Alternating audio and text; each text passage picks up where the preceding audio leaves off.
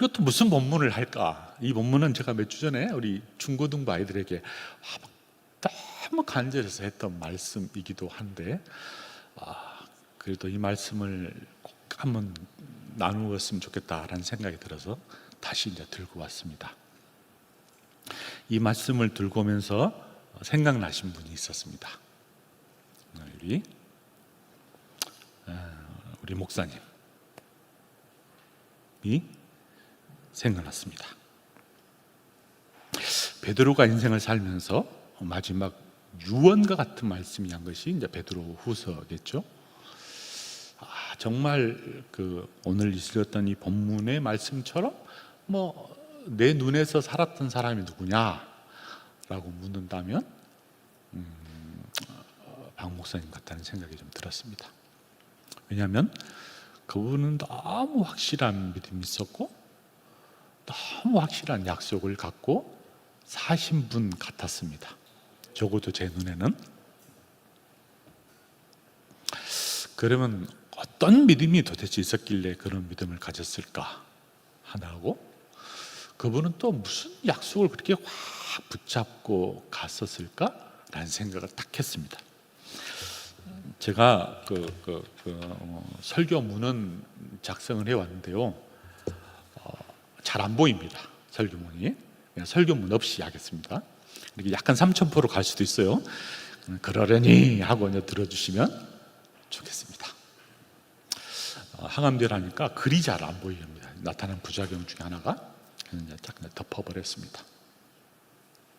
이 두 가지가 돌아가요, 여러분. 늘 하신 말씀이 저한테, 김 목사, 믿음이 중요한 것 같아.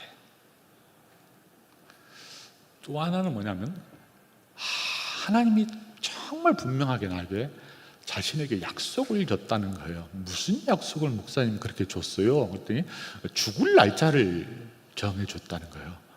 뻥치지 마세요. 이제 속으로 뻥치지 마세요. 하나님 죽은 날짜를 꼭 주신 것 같다. 그래도 아마 여러분들도 들으셨을 거예요. 언제 죽는 것이 소망입니다. 나는 이렇게 그날 내가 딱 하나님의 결제를 해주셔서 나는 그날 죽을 것입니다. 그렇게 너무너무 종종 자주 저한테 이야기를 했습니다. 왜냐하면 약속을 딱 갖고 계셨기 때문에 그런 것 같아요. 아니, 건강하시는데 왜 그런 말씀 하세요? 목사님, 건강하니까 걱정하지 마시고요, 더 오래오래 또 우리 강성교회를 위해서 기도해 주시고 또 학교를 위해서 또 봉사해 주셔야 되잖아요. 아니라는 거예요. 자기는 하나님께 딱 약속을 받아버렸다는 거예요. 딱 도장을. 그 도장을 딱 받아버렸기 때문에 자기가 어찌 한가할 수 없다. 그리고 그 날을 위해서 제가 늘 기도한다 라고 말씀해 주셨습니다. 자주 그랬어요. 근데 그 날짜보다는 먼저 돌아가신 것 같아요. 제가 보니까 조금 더 남았는데 자신이 평상시에 저에게 말씀해 준 것보다 먼저 돌아가셔서 되게 저는 아쉬웠습니다. 자, 그러면 믿음이 뭐고 그가 붙잡은 약속이 뭐길래 그랬을까? 오늘 믿음에 대한 이야기는 1절에서 다 믿음이 뭔지를 쭉 설명하고 4절에서 약속이 뭔지를 쫙 설명한 다음에 이 약속의 결과가 뭔지 아니? 11절에 딱 설명합니다. 11절에. 그러면 우리가 이제 믿음을 딱 알아야 될 거 아니에요. 그러면 그 믿음을 붙잡고 사는 약속은 도대체 뭔가? 이 약속이 뭐를 그렇게 붙잡고 살았을까? 본문은 너무 명확하게 가고 그 말씀대로 살아가신 분 같았어요. 그러면 이 약속과 믿음과 이 약속 사이에 도대체 우리는 어떻게 살아란 말입니까? 주님, 이 이야기를 오늘 본문은 막 구구절절하게 설명해요. 이걸 좀 짧게 설명을 해보도록 하겠습니다. 여러분, 저와 여러분이 받는 믿음은 뭐라고 말씀했냐면 본문 1절에 보니까 믿음이란 뭐라고 하냐면, 우리 한번 같이 한번 읽어볼까요? 시작.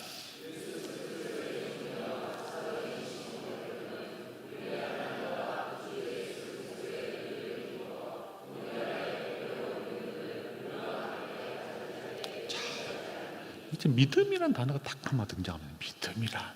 믿음이란. 이 믿음이 어디서부터 왔느냐? 무슨 출처로 저와 여러분이 믿는다. 나는 주님을 믿는다라고 했을 때 이 분명한 믿음의 출처가 있을 거 아니에요? 내가 무엇을 믿어?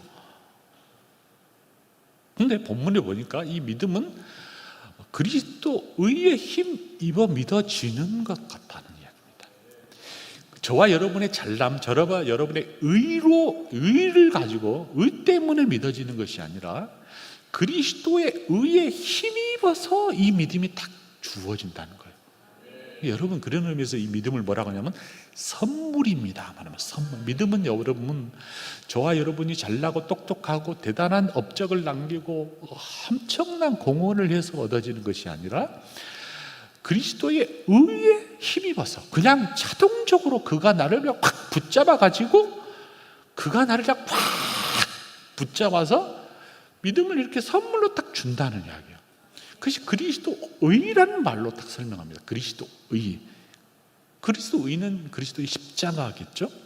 그의 죽으심, 죽을 수밖에 없는 그의 일하심, 이 일하심으로 통하여서 뭐냐면 믿음이 주어졌다라는 말입니다. 사랑하는 여러분, 저와 여러분이 믿는다, 나는 믿는 사람이다, 그리스도인이다 라고 말할 때 무엇으로, 누구로부터, 좀 올려주십시오. 계속 본문을 좀 올려주십시오. 누구로부터, 무엇으로부터 주어지냐면 잊지 마십시오, 여러분. 여러분과 제가 열심히 기도한다고, 열심히 돌을 닦는다고, 열심히 철야한다고, 열심히 애쓴다고 믿음이 주어지진 않아요. 믿음의 출발은 그리스도의 의가, 그리스도의 십자가의 피값이 그것으로 말미암아 하나님이 거저주시기로 작정하여 주어진 것. 그러니까 저와 여러분 믿음은 그냥 아멘으로 받아들일 수밖에 없어요, 여러분. 저와 여러분이 공로로 받았다면, 맞아, 내가 잘나서 그래, 내가 똑똑해서 그래, 내가 대단한 헌신해서 그래, 내가 적어도 50년, 60년 신앙생활에서 하나님 내가 얻은 거야 라고 말할 수 있을지 모르지만 아니라는 거예요, 여러분. 믿음은 그런 식으로 주어지지 않는데요. 저와 여러분은 아무런 수고도 없어요. 저와 여러분은 아무런 노력도 없어요. 그런데 주께서 강성교회에 있는 성도들, 상구, 내가 너에게 선물을 주겠는데 나 자신이 죽여서 내가 십자가에 못 박혀서 너에게 의를 덧입혀 주겠다, 전가시켜 주셔서 너는 믿음을 소유한 자야 라고 말씀해 주셨습니다. 그래서 그 믿음을 가르쳐서 뭐라고 말하냐면 보배롭다라는 말씀입니다. 그래서 여러분 보배로운 믿음을 가지고 있는 거예요. 독일어로 코스트바라는 단어입니다. 토지의 값으로 지불할 수 없는, 계산할 수 없는 너무 귀한 것, 너무 귀한 것. 왜? 그리스도의 의로 힘입어서 얻어졌기 때문에 이 믿음을 보배롭다는 말로 확 한 단어를 더 꾸며주는 겁니다. 그 보배로운 믿음을 핏값으로 우리에게 허락해 주시고 선물로 다 얹어줬다는 겁니다. 그런데 앞에 동일한 단어가 있어요. 동일하게. 여러분, 2000년 전에 믿었던 사도들, 2000년 전에 믿었던 교부들, 1500년, 1000년 전에, 500년 전에 어떤 종교개혁자들, 그리고 수많은 박효율 목사님 비롯해서 수많은 믿음의 선조들이 쭉 가졌던 그 믿음은 변함없이, 하나도 예의 없이 동일하게 뭐로 주어지냐면 동일하게 주어졌다는 겁니다. 편애하지 않았다는 거예요. 누구는 주고 누구는 하지 않고, 너가 가진 믿음은 크고 너가 가진 믿음은 작은 것이 아니라 적어도 내 편에 봤을 때는 너희들에게 동일하게 주일학교 아이들부터 시작해서 저 어르신들까지 한 사람 한 사람도 그리스도의 핏값으로 주셨는데, 보배로운 것을 줬는데 하나도 예의 없이 동일하게 다 줬다고 말씀해 줍니다. 이것이 여러분 믿음입니다. 믿음. 2000년 전에 가졌던 주님의 제자들에게 줬던 믿음, 초대 교부들에게 줬던 믿음, 종교개혁자들에게 줬던 믿음, 그리고 믿음의 수많은 선조들에게, 대한민국의 믿음의 조상들에게 줬던 것들 가까이 저와 여러분에게 다 동일하게 적용된 믿음을 주었다. 그것이 여러분 믿음입니다. 믿음. 이것이 신앙생활하면서 하나의 출발점이에요. 아, 그랬구나. 믿음은 그런 거구나. 그런 거구나. 믿음은. 이 믿음이 이제 작동되기 위해서는, 여러분 막 작동되기 위해서는, 여러분과 저가 이제 이 믿음이 발현되기 위해서는 필요한 것이 있어요. 필요한 것이 뭐냐면 2절 말씀이에요. 2절 말씀이 딱 동일하게 발현돼야지 이 믿음이 막 발현됩니다. 오늘 뭐라고 하냐면 2절에서는 하나님과 주 예수 그리스도를 같이 한번 읽어볼까요? 시작.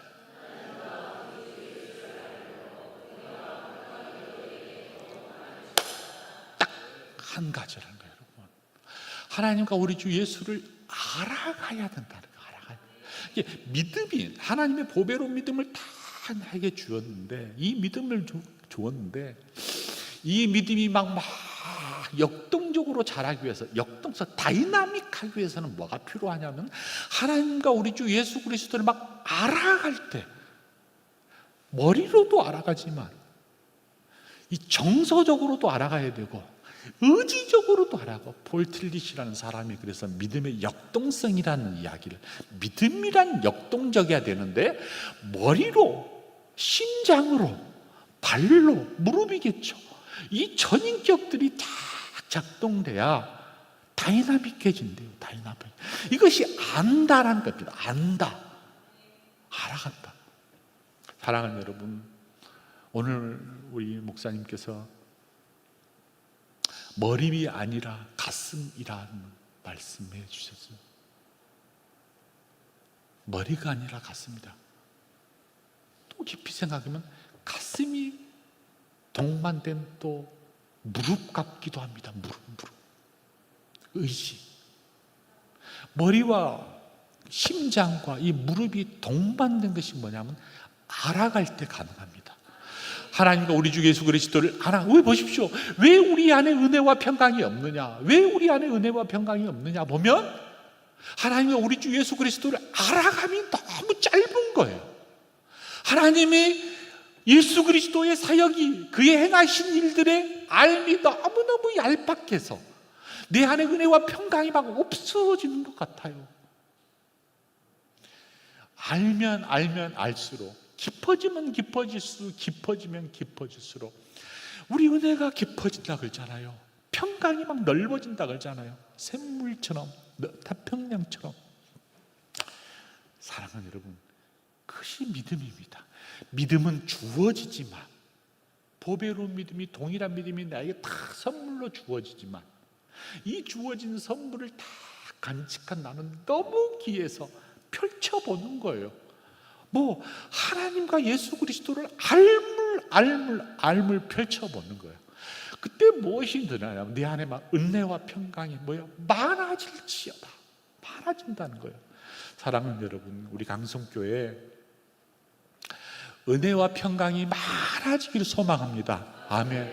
그 어느 교회보다도, 그 어느 모임보다도 우리 안에 막 은혜의 소리가 넓어지고 깊어지고, 기쁨의 소리가 깊어지고, 평강의 샘이 막 터져 나오는 옹달샘처럼 말입니다. 샘 메마르지 않도록 펑펑펑펑펑 그렇게 쏟아지는 것이 평강의 샘이라 그러잖아요.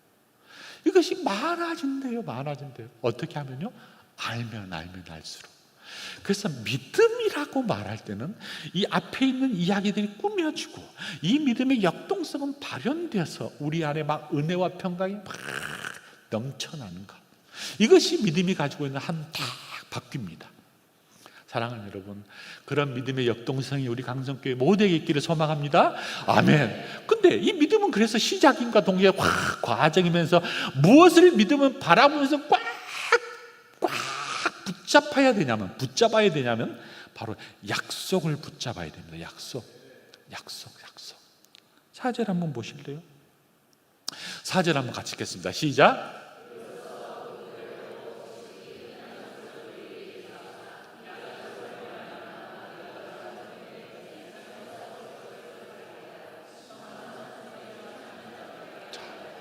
상반절에 보니까 단어가 나와요. 약속, 약속, 약속.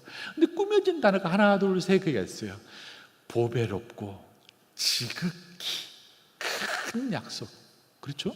믿으면은 보배로운 약속이라고 말했는데 이 보배롭다고만 딱 설명했는데 여기는 막 더 점진적이야. 더 강조하고 싶은 거예요. 약속을. 그래야 약속이잖아요. 약속, 약속. 왜냐하면 우리는 약속을 가졌지만 흔들리기 때문에 흔들리지 말라라고 보배롭고 값으로 지불할 수 없는 내가 약속을 줬어. 근데 얼마나 크냐면 지극히 그것도 커. 변함이 없단 말입니다.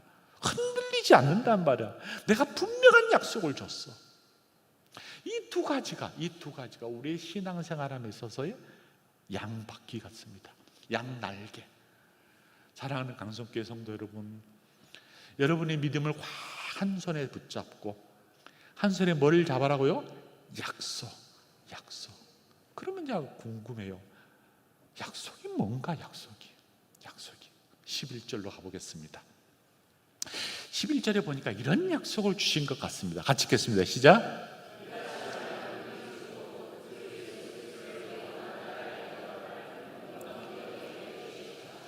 이것이 약속이야. 아멘.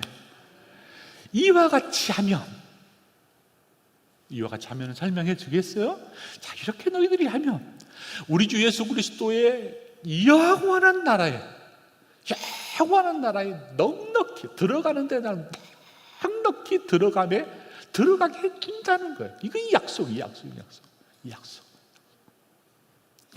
그래서 우리 박 목사님이 그 힘든 과정 속에서도 하신 말씀이 있어요.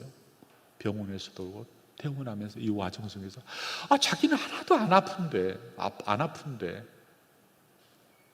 퇴원을 안 시켜준다고. 자기는 너무 분명한 약속을 갖고 있기 때문에 어떻게 해도 되는데 병원에서 퇴원을 시켜주지 않는다고. 그 말을 그냥 머리로만 이해를 했어요. 머리로만. 야, 이 약속을 붙잡았구나. 이 약속. 구주 예수 그리스도의 나라에 넉넉하게 들어갈 것을 너무 선명하게, 너무 분명하게 알아버렸다는 겁니다. 이 약속을 놓지 않았다는 거예요. 본인은. 그래서 돌아가시기 전까지 힘이 있었나 봅니다. 분명히 힘들었을 거예요. 힘들었을 것 같습니다. 일주일에 한 번씩 알부민 주사를 맞아야 살 수 있는 몸 상태임에도 불구하고 막 이렇게 이야기해 줄 모습을 보면은 이 넉넉히 자신이 하늘나라에 들어갈 수 있다는 사실을 알았기 때문에 개의치 아니하고 사는 것에 연연하지 않은 모습 같았습니다. 그래서 우리의 신앙생활함에 있어서는 이 딱 두 가지 여러분, 사랑하는 여러분. 믿음을 하나님의 선물로 우리가 딱 받았어요. 이 믿음을 선물로 받은 우리는 뭐를 여러분께서 꽉 붙잡으셔야 되면 약속을 꽉 붙잡으셔야 돼요. 약속을 꽉. 이 약속이 뭔지 아세요? 영원한 나라에 넉넉하게 들어갈 것을 믿습니다. 아멘. 이것이 신앙함이 있어요. 신앙함. 그러면 이것 두 개 다 잡으면 끝나요? 아닌 것 같습니다. 이 두 사이에 저와 여러분이 많이 고통스럽지만 힘들지만 버겁지만 살아가야 할, 참여해야 할 의무가 하나 있습니다. 의무. 하나님이 거저주시고 이 약속도 다 허락해 주는데 저와 여러분에게 의무를 하나 주셨어요. 그게 뭐냐면 4절 다시 한번 보겠습니다. 하반절이에요. 너희가 정욕 때문에 세상에서 썩어질 것을 피하여 신성한 성품에 참여하는 자가 되라. 이건 의무입니다. 이런 사람이 됐으면 참 좋겠어. 이 믿음과 약속 사이에 너희들이 살아가며 있어서 넉넉한 것도 갈 거야. 근데 너는 해야 할 것이 하나 있어. 거룩한 성품, 신성한 성품, 예수 따르는 성품, 성품과 끊임없이 싸워. 너는 싸워야 돼. 이것은 너 싸움이야. 너 싸움이라고. 근데 이 싸움에 끊임없이 너희가 참여해야 돼 라고 부과시켜 주셨습니다. 저도 이 싸움 때문에 매우 힘듭니다. 아마 여러분들도 이 싸움 때문에 힘듭니다. 이 싸움 때문에 때로는 이것도 의심이 가고 이것도 의심이 가요. 여러분, 이 두 가지는 의심하시면 안 돼요. 저와 여러분이 노력한 것이 아니에요. 그냥 주겠다고 이미 거저줬고 이미 보배롭고 지극히 큰 약속, 넉넉하게 들어갈 것을 약속해 주셨어요. 자, 그럼 이 두 사이에서 저와 여러분이 애써야 될 것이 도대체 무엇일까요? 그것이 5절부터 나옵니다. 5절에서는 이렇게 설명합니다. 자, 5절 올려주십시오. 자, 그러므로 너희가 힘쓸 것이 있다는 거예요. 힘쓸 것이. 너희가 힘쓰되, 앞에 중요한 단어에서 더욱 힘써. 힘쓸 정도가 아니라 더욱 힘써. 지금보다도 더 베스트, 지금보다도 더 강하게, 지금보다도 더 한층 더 라는 말 계속해서 포인트를 줍니다. 너희가 더욱 힘써. 너희 믿음에 하나님이 주신 선물에 뭐를 더하라고 말하냐면 덕을 더하라고 말합니다. 덕을. 내가 믿음을 선물로 받았으니 이제 내가 해야 될 일이 뭐냐? 덕스러운 사람이 되어야 되는구나. 가슴이 넓은 사람이 되어야 되구나. 사랑하는 여러분, 우리가 신앙생활 할수록 막 협소해지는 사람이 있어요. 신앙 좋은 사람일수록 그렇게 해요. 자기가 신앙이 좋다는 딱 이름으로 자기가 세우는 전통, 자기가 알고 있는 규례, 자기가 알고 있는 잣대를 딱 가지고 이것 잣대와 틀리면은 막 못 참아요.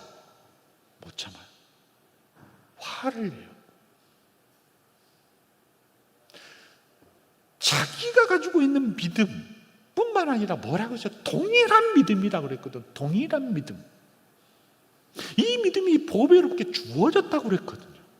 이 믿음을 소유한 우리는 여기에 이 믿음의 상자에다 가슴을 열고 덕을 집어넣으셔야 된다. 크기를 넓히셔야 돼요, 여러분. 이것이 매우 힘든 작업입니다. 덕스러운 사람 있잖아요. 저 사람은 덕스러워. 아실 거예요. 어떤 이미지가 있는지. 이성적이고 날카롭고 뭔가 막 냉철한 사람이 있어요. 이 사람에게는 덕을 찾기가 매우 어렵습니다. 손들고 고함을 치고 데모를 하고 이런 사람은 어렵습니다, 여러분. 냉철함은 있을 줄 모르지만 따뜻함이 없어요. 차가움은 있을 줄 모르지만 넉넉함이 없어요. 사랑하는 여러분, 믿음에 주어진 우리에게 갖춰야 할 성품은 이제 넉넉함입니다. 덕입니다. 덕. 여기에 여러분이 애쓰셔야 돼요. 어떻게 하면 내가 덕을 힘써서 이룰 수 있을까? 애썼어요. 자, 그런데 그 다음에 뭐라고 했냐면 덕의 지식을 더하래요. 덕의 지식. 여기도 좀 어려워요. 저는 이렇게 이해했습니다. 내가 덕이 너무 많아. 너무 많다 보니까 너무 많아. 끊임없이 많아. 그래서 옳고 그름을 분별하지를 못해. 옳고 그름. 자, 일단 가슴이 넓으셔야 돼요. 가슴이 넓은 다음에 이 넓음을 이제 채우셔야 돼요. 뭐로? 지식으로, 정보로. 그래서 내가 지금 이 넓은 가슴을 흐트림이 없이 옳고 그른가를 알으셔야 돼요. 그래서 우리가 성경을 읽으십시오. 독서를 하십시오. 교양을 기르십시오. 하나님과 깊이 사귐을 가지십시오. 왜냐하면 이 하나님과 예수 그리스도를 알아야 은혜와 평강이 더 넘친 것처럼 내가 뭔가 알아야 돼요. 그래서 말씀 들어라, 성경 읽어라, 성경 써라. 하나님을 알아야 은혜와 평강이 넓어지니 여기에 지식을 여러분 꽉 채우셔야 돼요. 박사가 되는 말 아니에요. 대단한 것을 무슨 뭐 써라는 게 아니야. 하나님을 알아간 알을 채워라면 알을. 지식은 지혜잖아요. 지혜의 근본이라 해요. 지혜의 근본. 지식과 지혜를 막 더하기 위해서는 지식을 막 가득가득 집어넣으셔야 돼요. 그래서 목사님 말씀을 귀를 기울이셔야 돼요. 하나님 말씀 읽기를 막 정종하셔야 돼요. 오늘 학사 에스라가 던졌던 말씀에 감동을 받았던 이스라엘 백성들처럼 가슴을 열면서 통회하고 우셔야 돼요. 그것이 안다는 거예요. 안다는 지식. 자, 그런데 그 지식에 또 뭐를 더하라고 하냐면 지식을 또 이렇게 절제를 하래요. 또 묘해요. 왜냐하면 지식이 많고 안다는 사람일수록 뭐냐면요, 날카롭습니다. 자기가 아는 것을 가지고 사람을 이제 난도질합니다. 내가 알아? 내가 경험해봤어. 내가 믿는 거 맞아. 뭔가 막 자기의 경험과 자기가 아는 지식을 가지고 막 상대방을 눌러버립니다. 난도질해버려요. 그래서 뭐라고 말씀했냐면 이 지식에 절제를 더하라고 하는 것 같아요. 묘하셔. 절제를 더하라고 딱 첨언해 주셨습니다. 절제가 쉽지 않아요, 여러분. 한 번, 두 번은 쉬워요. 그런 50대가. 그래서 이 절제에 뭐를 다하면 참아라. 오래 참아라. 계속해서 절제할 수 있는 능력을 길러라고 인내를 설명해 주고 있습니다. 인내를. 오래 참으란 말입니다. 롱타임. 길게. 내가 아는 것, 내가 느낀 것이 전부가 아니라 내가 아는 것이 너무 협소하고 내가 아는 것이 너무 미약하니까 그럴 거야. 내가 모르는 세계가 있을 거야. 인내하셔야 됩니다. 특별히 사람을 대할 때 그런 것 같아요. 저도 조금 아파 보니까 공황장애가 뭔지를 조금 이해를 했어요. 아, 이런 느낌이겠구나. 아, 사람이 왜 저럴까? 그냥 기도하고, 아니, 그냥 그러겠구나. 여러 가지가 느껴져요. 아, 그래서 사람을 쉽게 판단해서는 안 되구나. 사람을 쉽게 판단해서는 안 되구나. 뼈저리게 좀 느껴집니다. 이렇게 인내를 하다 보면 뭐가 있냐면 이제 내공이 깊어집니다. 단단해져. 그걸 갖다가 뭐라면 경건. 단단해진다는 겁니다. 여러 경건을 여러 이야기를 해줘요. 세상과 물들이지 아니하고 타자를 벌할 때 넉넉한 마음이 생기고, 성경은 경건이라고 해요. 저는 이제 쉽게 자신의 내공이 깊어지는 거예요. 바위처럼 흔들리지 않는 거예요. 다 경건한 사람. 경건한 모양 말고요. 경건 그 자체. 이 사람은 내공이 깊은 사람이 경건한 사람이에요. 제가 늘 이야기하잖아요. 이 사람은 다 너무 경건하기 때문에, 너무 내공이 깊기 때문에 뭐를 옆 사람을 바라볼 수 있는 여유가 생깁니다. 그게 뭐냐면 형제 우애입니다. 여러분, 형제 우애 갖기 쉽지 않아요. 왜냐하면 내가 없고 내가 힘들고 내가 막 어려우면 주위 돌보기를 너무 힘들어요. 근데 내가 주변 사람들을 바라볼 수 있는 여유가 있고, 내가 주변 사람을 그래도 막 같이 눈물을 흘릴 수 있는 눈물이 있는 사람은 뭐냐면 내공이 있어서 형제 우애를 깊이 한 사람. 여기에 뭐를 더하라고 하냐면 마지막 사랑을 더하라. 믿음과 사랑의 결정체구나. 여러분, 믿음이 있다고 우리가 말하면 믿음의 정수를 물어요. 너 믿음 있어? 뭐지? 사랑. 믿음을 시작이지만 사랑은 끝 같아요. 자, 이 두 용수철 끝자락을 확 잡아당기면